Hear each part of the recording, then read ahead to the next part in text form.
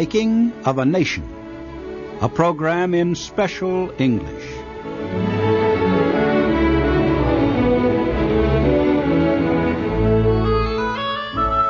Thomas Jefferson left the White House in March 1809.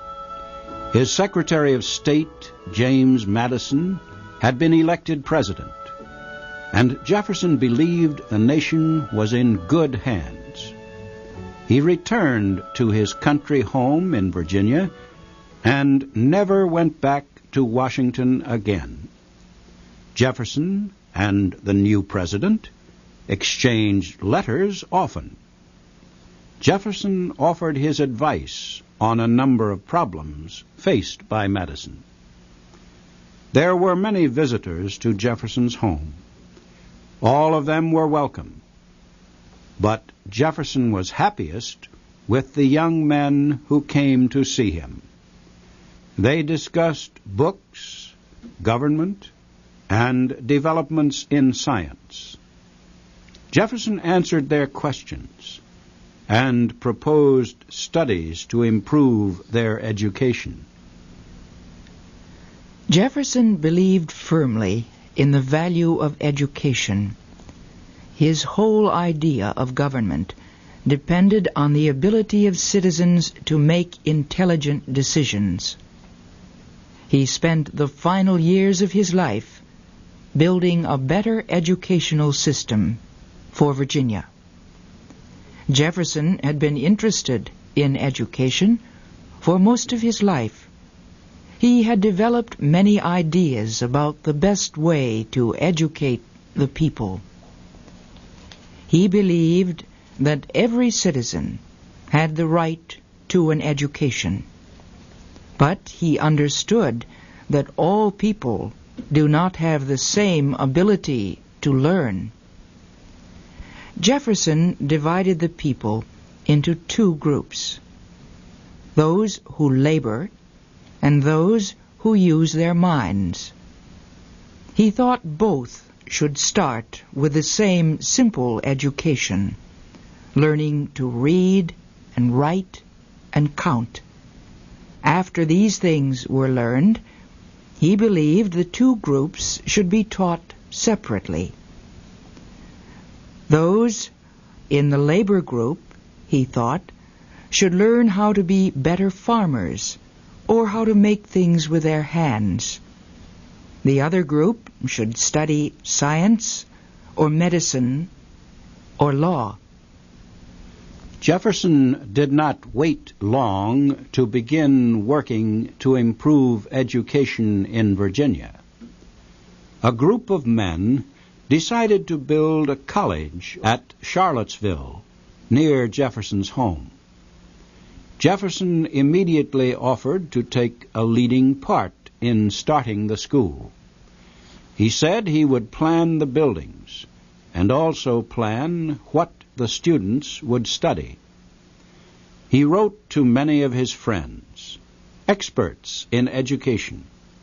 He asked for their advice. One of the experts told Jefferson he should not include religion among the studies. Jefferson agreed, but he understood that leaving out religious studies would cause problems. He explained it this way: we cannot always do what is absolutely best. Those with whom we act have different ideas. They have the right and power to act on their ideas. We make progress only one step at a time. To do our fellow men the most good, we must lead where we can, follow where we cannot. But we must still go with them, watching always for the moment we can help them move forward another step. Jefferson began by planning a program of studies for the Charlottesville College. But he did not stop there. Before he finished, he had completed plans for a complete education system for Virginia. He proposed a school system of 3 steps. The first step would be elementary schools, where all children could learn reading, writing, arithmetic, and geography. These schools would be built in all areas of the state and would be paid for by the people living in each area. The second step would be colleges, equal to the high schools of today. He proposed that 9 of these schools be built in the state. Students would begin the study of science, or would study agriculture, or how to use their hands to make things. These schools would be paid for by the state. The third step would be a state university, where students of great ability could go to get the best of educations. The university would produce the lawyers, doctors, professors, scientists, and government leaders. Young men whose families had money would pay for their own educations. The state would pay the costs of a small number of bright students from poor families. Jefferson also proposed that the University of Virginia be built at Charlottesville. He already had begun work on the college there and offered to give it to the university. His education program was offered to the Virginia legislature. Many lawmakers thought it was excellent, but many others opposed it. They did not want to raise taxes for the large amount of money such a system would cost. The legislature, however, agreed to part of the plan. It approved a bill to help pay the cost of educating poor children, and it agreed to spend $15,000 each year for a university. There was much debate about where the university should be built.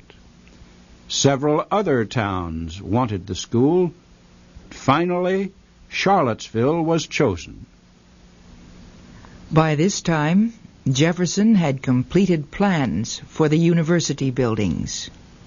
He borrowed many of his ideas from the beautiful buildings of ancient Greece and Rome. The buildings were so well planned that 100 years later, when the university was to put up a new building, the builder could find no reason to change the plans drawn by Jefferson. Work began on the university immediately, but it was 6 years before the school was open to students. Jefferson was there almost every day, watching the workmen. He was quick to criticize any mistake or work that was not done well. When he was sick and not able to go down to the university, he would watch the work through a telescope from a window of his home. The cost of the university kept growing, and Jefferson had to struggle to get the legislature to pay for it. He also worked hard to get the best possible professors to teach at the university. He sent men throughout the United States to find good teachers. He even sent a man to Europe for this purpose. Finally, in March 1825, the University of Virginia opened. Jefferson's health had suffered during his years of work for the university. He was 82 years old and feeling his age. He suffered from rheumatism and diabetes and was so weak he could walk only short distances. Jefferson also found his memory was failing. He knew he did not have much longer to live, He told a friend one day, "When I look back over the ranks of those with whom I have lived and loved, it is like looking over a field of battle, all fallen." As his health grew worse, Jefferson turned his thoughts to death. He wrote how he wished to be buried. He wanted a simple grave on the mountainside below his house. He drew a picture of the kind of memorial he wanted put at his grave. On this stone, he wanted the statement, "Here was buried Thomas Jefferson, author of the Declaration of American Independence, of the Virginia Law for Religious Freedom, and father of the University of Virginia." He did not choose his work as governor of Virginia, Secretary of State, or President. There was not a word about his purchase of the Louisiana Territory from France, which added so greatly to the United States. Jefferson did not explain why he chose the Declaration of Independence, the Law for Religious Freedom, and the University as his greatest works. Writer Nathan Schachner, in his book on Jefferson, offers this explanation. He chose those points in his life when he performed some service in the unending struggle to free the human mind. Freedom from political tyranny, freedom from religious tyranny, and finally, freedom through education from all the tyrannies that have ever clouded and held back the human spirit. On the 4th of July, 1826, the nation began its celebration of the 50th anniversary of the Declaration of Independence. Then, from Boston, came news that former President John Adams had died. His last words were, "Thomas Jefferson still lives." But Adams was wrong.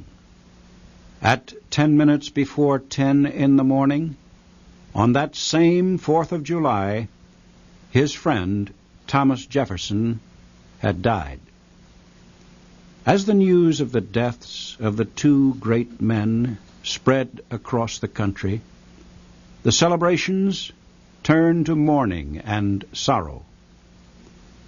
Jefferson was buried the next day, as he had ordered, in a simple grave on the quiet mountainside.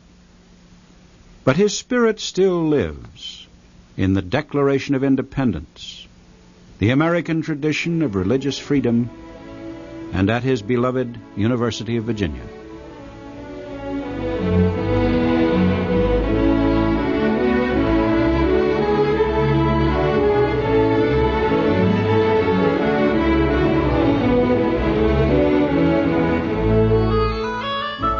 You have been listening to the special English program, The Making of a Nation.